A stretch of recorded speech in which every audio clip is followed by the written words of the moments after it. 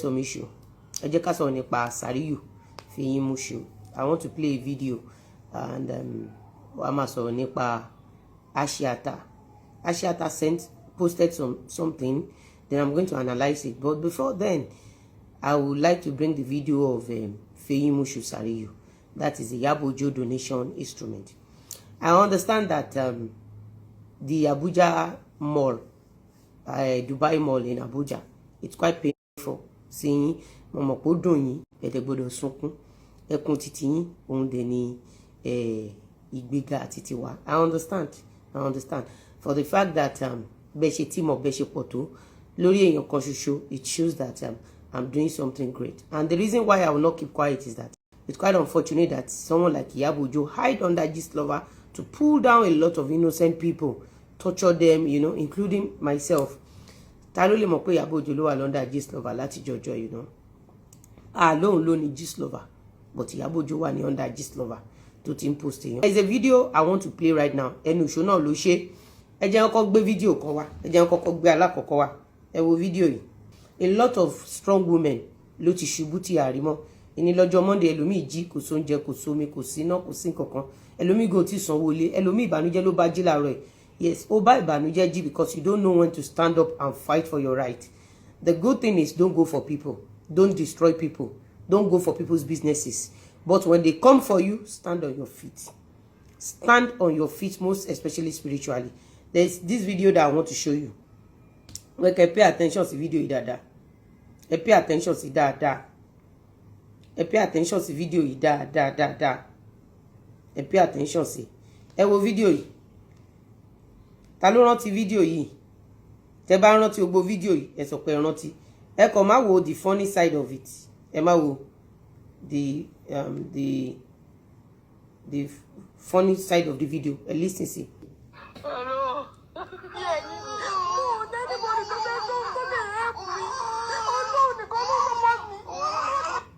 Àsàtìgbà tí Fẹ́yìmúṣù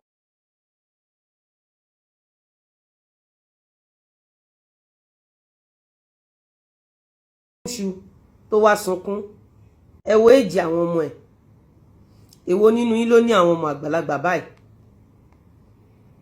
tó wá tọrọ owó biscuit lórí social media. Ẹ wo èjì tó wá sunkún pé òun lọ ra biscuit. Ẹ wo èjì àwọn ọmọ ẹ̀. Èmi ti bẹ̀rẹ̀ business láti kékeré. Ọ̀pọ̀lọpọ̀ yín ẹ wo èjì àwọn ọmọ Iyabo Ojo rẹ̀. Àwọn ọmọ Sàríù lélẹ̀. Alhaji ò tiẹ̀ tí pàdé ẹ̀ rárá nígbà tó bí gbogbo àwọn ọmọ wọ̀nyí. Alhaji ò tí pàdé Sàríù. Àmọ́ torí pé Iyabo Ojo fẹ́ gba donation. Ṣẹ́tìrí, this is how Iyabo Ojo has been using vulnerable people under Gistlover to collect donations. Nǹkan tí mo fẹ́ gbé wá fún yín nìyẹn. Sàríù ṣe fídíò kan lánàá. Mo máa analyze fídíò yẹn ní fẹ́rẹ́ jogi. Pàápàá jùlọ yín tẹ́ wà ní diaspora. Ẹ̀yin lọ̀rọ̀ mi bá wíjú ọ̀pọ̀lọpọ̀ yín ẹ ti tàjò gbé sájò. Ṣé rí nígbà tẹ́ ń lọ kò kí ń ṣe pé a kò kọ oríire mọ́ ọ̀pọ̀lọpọ̀ yín. Ṣùgbọ́n àwọn àjàgà gan wà tẹ́ ti gbé kúrò ní Nàìjíríà. Nígbà tẹ́ dé ìlú òyìnbó àìmọ̀bára yín ẹ wá mú àjàgà yẹn ẹ rì níwọ̀n. Àjàgà yẹn dàbí ṣẹ̀kẹ̀ṣẹ̀kẹ̀ wọ́n so sí yín lọ́wọ́ àtẹsẹ̀. Ọmọ aráyé ò ní so ṣẹ̀kẹ̀ṣẹ̀kẹ̀ aburú sí èmi àti yín lọ́wọ́ gbogbo ẹ̀yin olólùfẹ́ mi.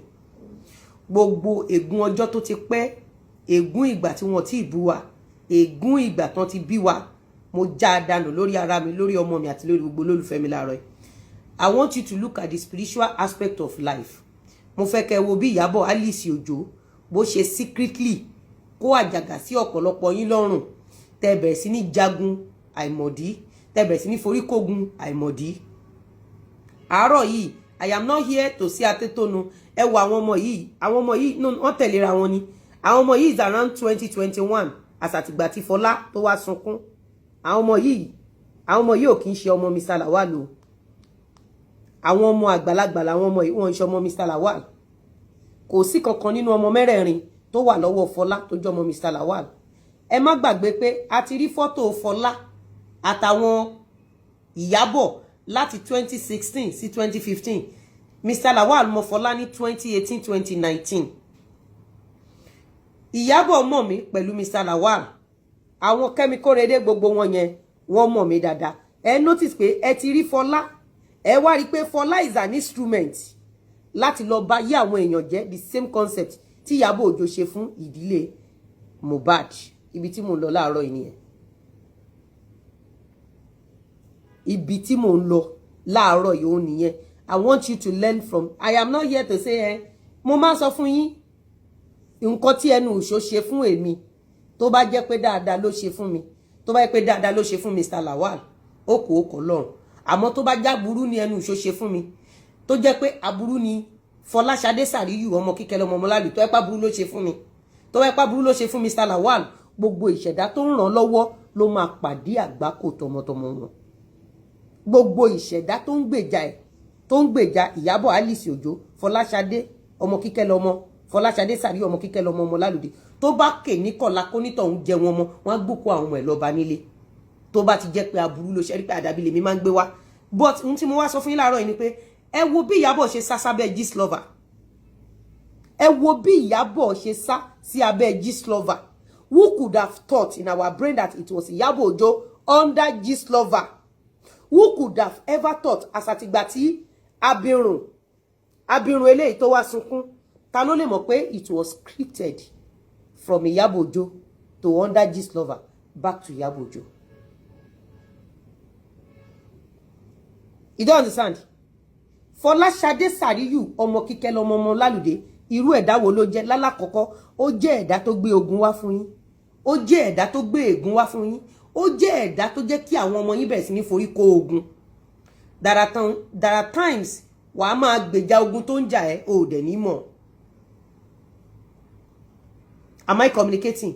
There are times wàá máa gbèjà ogun tó ń jà ẹ́ if there is one powerful àṣírí tí màmá mi fún mi màmá mi ní pé kí ni Bíbélì sọ ẹnu mọ́mì mi ni mo ti máa ń gbọ́ yára láti gbọ́rọ̀ lọ́ra láti fèsì kò kì í ṣe inú Bíbélì ni mo ti kọ́kọ́ mọ̀ ẹnu ìyá mi ni mo ti kọ́kọ́ mọ̀ èmi jẹ́ ẹ̀dá kan tó jẹ́ wípé tí ọ̀rọ̀ bá ṣe rí mo wá ṣe gìrìgìrì láti kékeré mọ́ mi ti máa sọ pé no farabalẹ̀ ẹ rí pé tí crisis bá ń lọ lórí cyberspace máa farabalẹ̀ ó lè take me ní days weeks máa máa wò ẹ wọ̀rọ̀ ẹnìkan tó gbé hòhò ẹ̀ síta recently ẹ rí kí n fẹnu sí mi kí n fẹnu sí àwọn ìyálé tíyàwó kan kọlọ pink àti kọlọ green tó bẹ̀rẹ̀ sí ní bára níbi àbí 2 months ago ẹ rí kí n kẹnu sí mi ò kẹnu sí ẹ rí wípé mo farabalẹ̀ mo dákẹ́ mo wòran títí gbogbo àfi mọ̀ pé òkè pink níyálé o green ìyàwó tọ́ṣẹ̀ fẹ́ o but tẹ bá rí àwọn gúrùpù Ìyábọ̀ Òjó wọ́n ti judge pink yẹn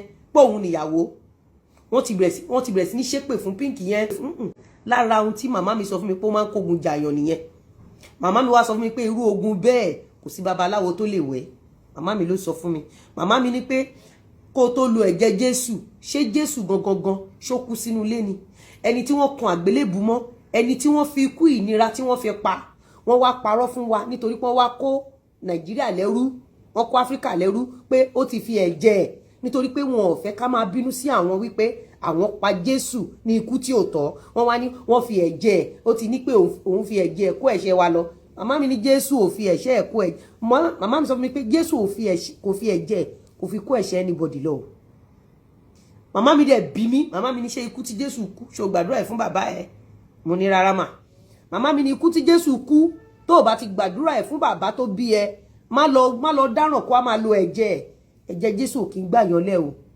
àwọn òyìnbó tán wá kó wa lẹ́rú àwọn ni wọ́n fi kíní yẹn tàn wá so fún díẹ̀ yìí màmá mi máa sọ pé for spiritual reason wádìí ohun gbogbo dájúdájú kò di èyí tó ń ṣe òdodo mú òun lẹ ṣe rí pé àwọn ọmọ ní Lizzy smart gan Lizzy ní wisdom yes màmá tó bí mi lọ́mọ ó jẹ́ kí n mọ ìyàtọ̀ láàrin pé kò lọ forí kógun àti kò fogun jarẹ àti kò ra dúró ẹni pé gbogbo èpè tán ṣẹ́ àwọn lè pè ń jà ibo làwa wà táwa ti ń ṣe ṣóǹsìn inú ọ́fíìsì wa nínú ilé wa ẹ rí pé àdúró lẹ́nu ìgbà tí kéèsì ẹnu ìṣó wọlé ní estate ìṣẹ̀lẹ̀ àbí shopping mall labẹ̀ sí ní branches káàkiri Abẹ́òkúta Ìbàdàn Port Harcourt and all that a lot of my branches are everywhere mo lè má gbé orúkọ mi síbòmí mo lè má ṣe fídíò níbòmí kí n kàn fi sílẹ̀ you don't understand so fún díẹ̀ yìí wádìí ohun gbogbo dájúdájú fídíò tí mo gbé wá fún yín láàárọ̀ yìí Fọláṣadé Sàríyù ọmọ Kíkẹ́ lọmọ Ọmọlálùdé ó wá bẹ̀rẹ̀ sí ní